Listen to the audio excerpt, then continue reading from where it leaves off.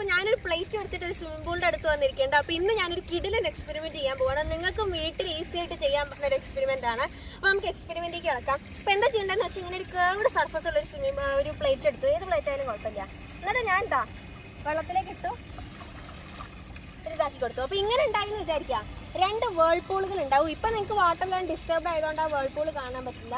വാട്ടറെല്ലാം ഒന്ന് ഒന്ന് അനങ്ങാതായ 2 വേൾപൂളുകൾ ഈ ഒരു പൂളിൻ്റെ അങ്ങേ അറ്റത്തേക്ക് സഞ്ചരിക്കുന്നത് നിങ്ങൾക്ക് കാണാൻ പറ്റും. ഈ ഒരു വേൾപൂളിൻ്റെ പ്രത്യേകത ആ ഒരു പൂളിൻ്റെ ഓപ്പോസിറ്റ് സൈഡ് എത്താതെ ഇത് നിൽക്കുകയില്ല എന്നാണ്. കറക്റ്റ് അതേ ഇൻറ്റൻസിറ്റിയോടെ പൂളിൻ്റെ അപ്പുറത്തെ സൈഡിലേക്ക് എത്തിയിട്ട് ഈ ഒരു വേൾപൂള് ഇല്ലാണ്ടാവുള്ളൂ. ഇതുകൂടാതെ തന്നെ വേറൊരു ഫാക്റ്റ് എന്താണെന്ന് വെച്ചാൽ ഈ ഒരു വേൾപൂളിൻ്റെ അടിയിൽ നോക്കിയാൽ ഈ ഒരു വേൾപൂള് സ്വിമ്മിംഗ് പൂളിൻ്റെ ഏറ്റവും അടിഭാഗത്ത് ഒരു 2 ബ്ലാക്ക് സ്പോട്ടുകൾ ഉണ്ടാക്കും. അപ്പോൾ ഇതിന് പിന്നത്തെ സയൻസാണ് എൻ്റെ പുതിയ വീഡിയോ. എല്ലാവർക്കും എൻ്റെ വീഡിയോയിലേക്ക് സ്വാഗതം.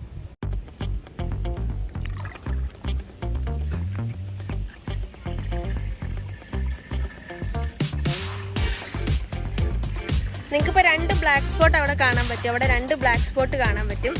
അങ്ങനെ ട്രാവൽ ചെയ്ത് പോവുകയാണ്. സ്വിമ്മിംഗ് പൂളിൻ്റെ അങ്ങേ അറ്റത്ത് എത്താതെ അത് നിൽക്കില്ല.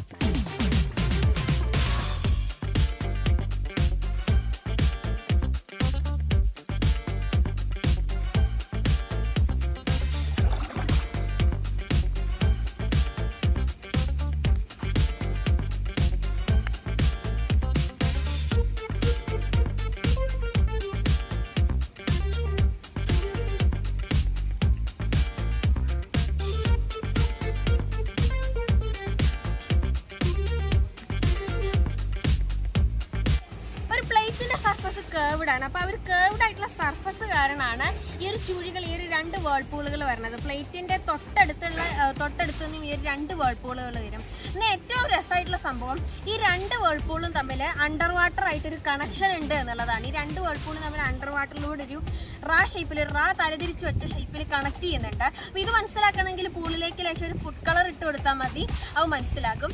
അപ്പം ഇനി എന്താ ചെയ്യാന്ന് വെച്ചാൽ ഈ ഒരു പൂൾ ഇനി എങ്ങനെയാണ് ഈ ഒരു 2 വേൾപൂളുകൾ സ്വിമ്മിംഗ് പൂളിൻ്റെ അടിയിൽ ഡാർക്ക് സ്പോട്ട്സ് ഉണ്ടാക്കണമെന്ന് നമുക്കൊന്ന് നോക്കാം.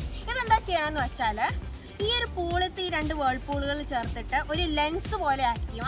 ഈ ഒരു ലെൻസ് എന്ത് ചെയ്യുമെന്ന് വെച്ചാൽ സൺലൈറ്റ് അങ്ങോട്ട് വരുമ്പം ഈ ഒരു 2 വേൾപൂളുകളും ആ ഒരു സൺലൈറ്റിനെ ഡയറക്റ്റ് ചെയ്തിട്ട് ദൂരേക്ക് വിടും. അപ്പം ദൂരേക്ക് ഡയറക്റ്റ് ചെയ്ത് വിടുന്നതുകൊണ്ട് സ്വിമ്മിംഗ് പൂളിൻ്റെ അടിയിലത്തെ ചില ഭാഗങ്ങൾക്ക് ഒരു ലൈറ്റും കിട്ടില്ല. അങ്ങനെ ലൈറ്റ് കിട്ടാത്ത ഭാഗങ്ങളെല്ലാം ഡാർക്ക് സർക്കിളുകളായിട്ട് നമുക്ക് കാണുന്നു. അപ്പോൾ ഇതാണ് ഈ ഒരു 2 വേൾപൂളുകൾക്ക് പിന്നത്തെ സയൻസ്. നിങ്ങൾക്ക് ഈ വീഡിയോ ഇഷ്ടമെങ്കിൽ ലൈക്ക് ചെയ്യുക. ഇങ്ങനത്തെ വീഡിയോകൾ ലഭിക്കാനായിട്ട് സബ്സ്ക്രൈബ് ചെയ്യുക. അടുത്തോട്ട് വരെ ബൈ.